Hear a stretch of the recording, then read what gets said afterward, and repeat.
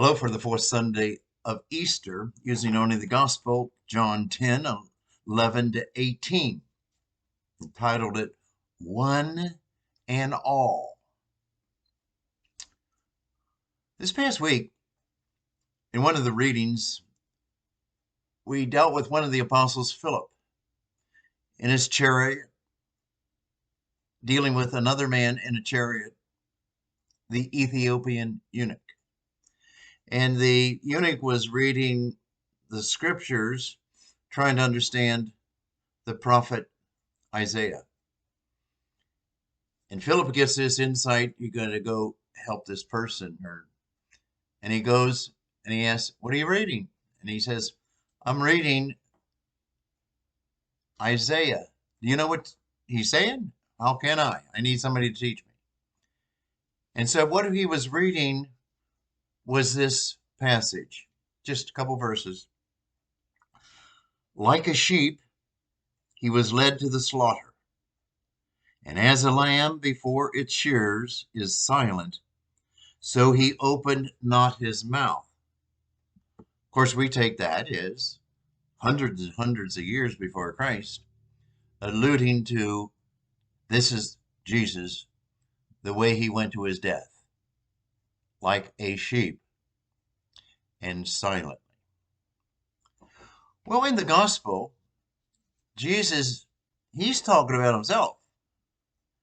And he doesn't say, I'm like a sheep. But Jesus says, I am the good shepherd. And he explains that the good shepherd leads the sheep. And then he talks about groups of people. And he says, I am the good shepherd, and I'm going to lead everyone in the direction of one flock. One Jesus of all the people in the world. And he's going to lead in the direction of one flock. That's the basis of our religion, Christianity, and Roman Catholicism. Follow the lead of Jesus to the one flock. And there's only one way, and that is following Jesus. In this past year, a terrible year for most people, horrible things happening all over the world,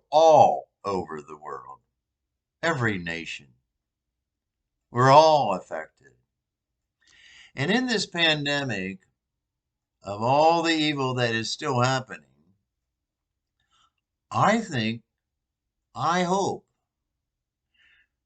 there's a new insight into all people, into every nation. And that insight is that we are all connected. We are all connected with one another.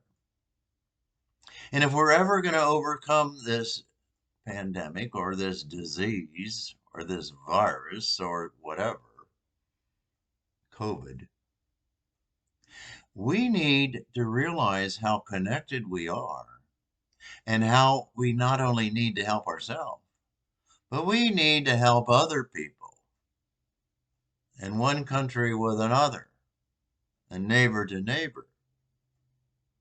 But the mere fact is that we are connected. You can say the same thing with the environment, how Earth, save planet Earth, because we're all connected. But the pandemic is so powerful. I hope there's a bend or a turn or a great insight or a movement that we realize that. For 1 year, and it's still going on. In the last 1 week, we have experienced this trial, this violence, this murder, and we can see what we can do to one another, can't we? What a policeman can do to a black man. And it is not only the violence of that act, but as far as we might be able to see the prejudice that exists in the world, or let's bring it a little bit closer to home, in the United States of America, the prejudice that we all have. That Jesus Christ, when he's leading this one flock, not just the United States of America, but is leading and trying to lead everyone, has to do with God loving us, you loving yourself, or myself loving myself, and loving my neighbor. And it really starts with self. And Jesus moves and backs the Old Testament. Love yourself as much as you love, or love your neighbor as much as you love yourself. So it starts with self and it moves to your neighbor. And that applies to everybody in the world in all of history. The universal message. And it doesn't even just stop there with Jesus, but Jesus takes that message, love your neighbor as yourself, and he extends it even much more profound. Love your enemies. Do I love people in the world if I fail to protect people? Wear a mask? Do I love my neighbor if I don't care if he or she gets it?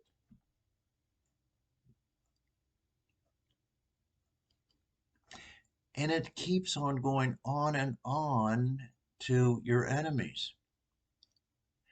And that's the insight of St. Paul. Jesus is talking about, I am the good shepherd, and one flock. And the only way we'll get to that one flock is if we see some of the connection. Paul didn't see it, or Saul didn't see it. Saul being knocked off his mount and had an encounter with Jesus Christ, who is totally connected with everybody and interrelated with all of creation and all human beings, past, present, and future humans. And he tells Paul, Saul, Saul, why do you persecute me? And Saul gets the light of this connectedness. And Paul begins to realize that he's doing this to Jesus. And he's not living the way that all people are called to live. All people, because there's going to be one flock if we get there. I know it's pie in the sky, but I know it's hard, or we might not see it in our lifetime. We can witness this trial and this murder in our society. We can experience this pandemic in the world and get a little bit deeper insight in how connected we really are. And it goes in that direction that Jesus is leading us. Love yourself. Love your neighbor. Love your enemy. In fact, if you do that, you wind up with the fourth type of love, and that's love the Lord your God with your whole heart, mind, and soul. Begin with self. Work with a neighbor in your house or in your neighborhood or in your state or country and work out. We're not going to change things just by changing the law. Saul was carrying out the law. It took much more than just making a law that this new religion is illegal, it took divine help for him. And I think it takes some little bit of divine help for me to look into myself and try to find prejudice or try to see the call of Jesus or try to see the goodness of my neighbor who is created in the image and likeness of God, whether he or she is black or white or brown. That can be movement. Our country will really never be able to handle our prejudice until we learn how interconnected we all are and how the call of God or the call of Jesus is to move in that direction. Try to move a little bit with myself, yourself. If you do, you'll be more living the way you've been created. All people are called to move in the direction of the one flock. And each person has to do his or her little self. Her his little contribution. I don't know, but that makes an awful lot of sense because I think Jesus came for all people. He didn't just come for Catholics or Christians or Muslims or Jews or Hindus. Jesus came for all, and there'll be one flock. Have a good day.